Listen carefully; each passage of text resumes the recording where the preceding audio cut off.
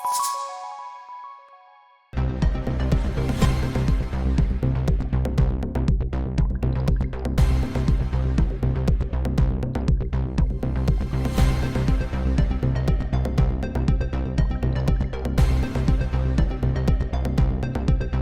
आप देख रहे हैं जनसंवाद 24x7। लोनी क्षेत्र में महिलाओं की सुरक्षा और सम्मान से जुड़ा एक गंभीर मामला सामने आया है। एक विवाहिता ने अपने पति और ससुराल पक्ष पर प्रताड़ना के आरोप लगाए हैं। इतना ही नहीं, पीड़िता की मां और भाई के साथ भी कथित मारपीट की घटना सामने आई है, जिससे कई सारे सवाल खड़े हो गए हैं। जानकारी के अनुसार वर्ष 2025 में लोनी थाना क्षेत्र की सरस्वती विहार कॉलोनी में रहने वाले एक युवक से युवती का विवाह हुआ था। कुछ समय बाद युवती को अपने पति के व्यवहार को लेकर आपत्तियां होने लगी, जिसके चलते वह अपने मायके लौट आई। बाद में पति के समझाने पर वह दोबारा ससुराल पहुंची और वहीं एक पुत्र को जन्म दिया। आरोप है कि इसके बाद पति और ससुराल पक्ष द्वारा उसके साथ मारपीट और मानसिक प्रताड़ना शुरू कर दी गई। पीड़ित का कहना है कि उसे लगातार परेशान किया जाता था। जब हालत ज्यादा बिगड़ गए तो उसने अपने मायके वालों को इसकी जानकारी दी। सूचना मिलने पर युवती की माँ और भाई ससुराल पहुंचे, जहाँ उनके साथ भी मारपीट किए जाने का आरोप है।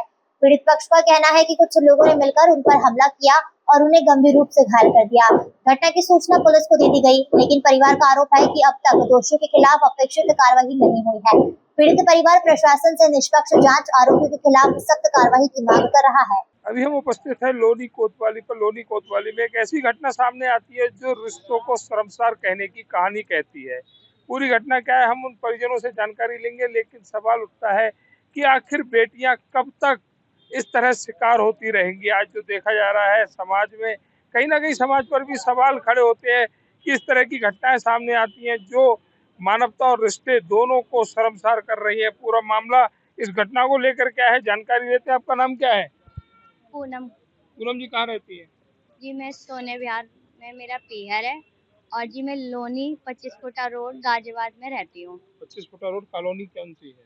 सरस्वती विहार। सरस्वती विहार। हाँ जी। तो आज आप यहाँ पर किस लिए हैं? जी मेरी 2025 में 16 फरवरी को मेरी शादी हुई थी और जी कुछ समय बाद मुझे पता चला कि मेरे पति के नाजायज संबंध है कईयों के साथ। उसके बाद जी मैंने अपनी मम्मी को बताया, वो नशा भी करते हैं, गांजा वांजा। अब ये मुझे पता नहीं क्या क्या करते हैं जी, लेकिन नशा बहुत गंदा करते हैं। उसके बाद में जी मेरे साथ मारपीट भी करी। उसके बाद मैंने अपनी मम्मी को बताई। जी मेरी मम्मी ने मुझे घर बुला लिया। उसके बाद मुझे घर रोक के जी क्या बोलते हैं इन लोगों से बातचीत करी। फिर क्या बोलते हैं इन लोगों ने सामान वान, इन्होंने बोले अपनी लड़की उड़की ले जाओ यहाँ से, सामान वान भर लिया हमने, इज्जत से भर लिया। जी उन लोगों ने हाथापाई करी, तो हाथापाई में कुछ हाथापाई हमारे घर वालों ने भी मतलब करी अपने बचाव के लिए। जी सारे के सारे मेरे घर वालों पे चढ़ गए। उनके मौसी के लड़के उड़के सारे बहुत हट्टे कट्टे से थे जी। फिर 4 महीने में अपने घर रही। उसके 4 महीने के बाद जी मेरे आदमी का फोन आता है, इनको मैं तेरे भाई को जान से मार दूंगा अगर तू मेरे घर नहीं आई। जी बहला फुसला करके जी ओला बुक कर दी। उसके बाद इनके पास हंटर बाइक है। बाइक के उसके गाड़ी के पीछे पीछे ये लोग आते रहे। इन्होंने मुझे घर बुला लिया बहला फुसला करके। अच्छा जी, फिर ये लोग मुझे थाने में ले गए। थाने में ले जा करके मेरे पति ने मुझसे बोला कि इनसे बोलो बयान में कि मैं अपने घर वाले से कोई वास्ता नाता नहीं रखना चाहती। मैं जैसी आई हूँ ऐसी आई हूँ, मेरे पास कोई चीज़ नहीं, कोई सामान नहीं। मेरे घर वालों ने जो बोला मैंने वो बयान दिए अपने क्या बोलते भाई की जान के सलामत के लिए। जी उसके बाद कुछ टाइम 2-3 महीने तक इन्होंने मुझे सही रखा करा। उसके बाद 2-3 महीने के बाद से मुझे ताने देने लग गए, मारपीट करने लग गए मेरे साथ। उसके बाद जी 10 महीने से ना मेरे माँ बाप से कोई आना ना जाना ना बातचीत, जिस तरह से सारे खत्म। उसके बाद जी मेरा लड़का होता है। लड़का होने के बाद जी मुझे टॉर्चर किया जाता है कि दहेज मंगवाओ और नामकरण कि मैं मतलब सोने की चीज़ें जो मंगवाओ, मेरी माँ की चीज़ मंगवाओ, मेरी नानी की चीज़ मंगवाओ। मैंने कहा मेरी माँ ने जो देना था सब चीज़ दे दिया। और जी क्या बोलते हैं इन्होंने इनके घर की जो सारी चीज़ थी सब बेच बाच के खा गए। उसके बाद जी मैं क्या बोलते हैं मैंने इनसे फिर भी बोला। मैंने कहा ठीक है मैं अपनी माँ से बोल दूँगी, कर दूँगी जी।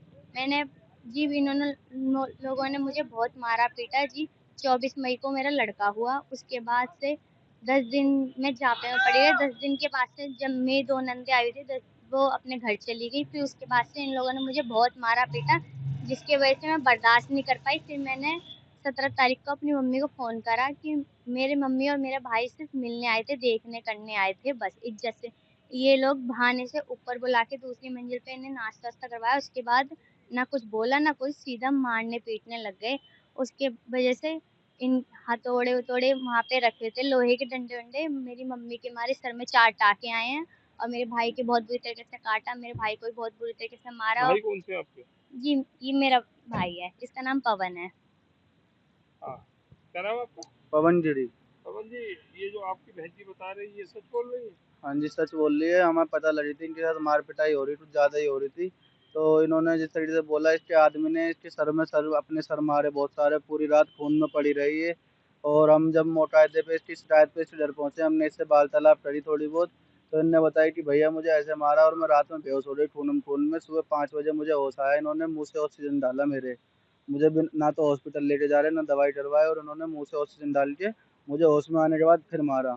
फिर हमने उनसे बातचीत करी, जी ऐसे ऐसे क्यों डर रहे हो, अगर तुम्हें हमारी लड़की नहीं रखनी तो हम डर ले जा रहे हैं। तो उन्होंने कहा लड़की ले जाओ, लड़का हम नहीं देंगे। तो लड़की ने कहा मैं लड़का भी ले जाऊंगी। इतनी सी बात पे फिर उन्होंने मार पत्ती पे मारना पीटना चालू कर दिया। कितने लोग थे आप? हम सब 2 जने थे बस, मैं और मेरी माँ। हम गए थे लड़की से बातचीत करने। ये माँ है आपकी? हाँ जी, ये माँ है। क्या नाम है आपका? मैं सुमन देवी नाम है सर। पवन जी, ये जो हादसा हुआ, आपके सर वगैरह में चोट लग रही, कैसे लगी है? ये जी मेरी लड़की ने फ़ोन करा था 17 तारीख को कि मम्मी मेरे साथ मारपीट हुई है, और ये बहुत ज़्यादा मारपीट थी। तो मैं इसकी सुन के आई थी। इसके ससुराल वाले ऊपर ले गए, ऊपर चलो, ऊपर बैठेंगे, चाय पानी पियेंगे। वहाँ में बहाने से ले जाके कोई चाय पानी नहीं, और हम पे मारना पीटना शुरू कर दिया। 15-20 लड़के बुला रखे थे उन्होंने। तो इसकी आपने सूचना पुलिस को दी? हाँ जी, मैंने 112 नंबर पर कॉल करी, पुलिस हमें लेके आई थी, हमारी एलएमसी हुई है। गली वालों ने बचाया था हमें, हमारी एलएमसी भी हुई है। शिकायत आपने दर्ज करा दी? हाँ जी, शिकायत दर्ज करा दी, लेकिन अभी हमारी एफआईआर नहीं हुई। अभी एफआईआर नहीं हुई। हाँ जी, अभी लड़के वालों को बुलाया, लेकिन अभी सुबह से ये कह रहे हैं अभी आएंगे, अभी तक यहाँ पे नहीं आए। हाँ जी, बच्चा इसका छोटा 25 दिन का है और बहुत परेशान है, और उसके बाद भी ये मान ले बेवकूफ बना रहे हैं। लड़का अनेक लड़कियों के साथ नाजायज संबंध है, जिसके पास मेरे पास में कुछ वीडियो भी है उस लड़के की, फोटो वगैरह भी प्रूफ के तौर पे।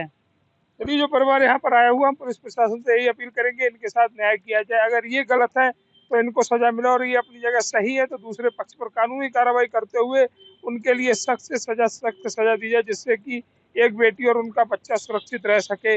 ये जो दहेज की जो मांग कर रहे हैं, वह मांग समापन की ओर चले और परिवार एक अच्छे जीवन यापन की गुजर बसर करे। महिलाओं के साथ घरेलू हिंसा और प्रताड़ना के मामलों पर प्रभावी कार्रवाई बेहद जरूरी है।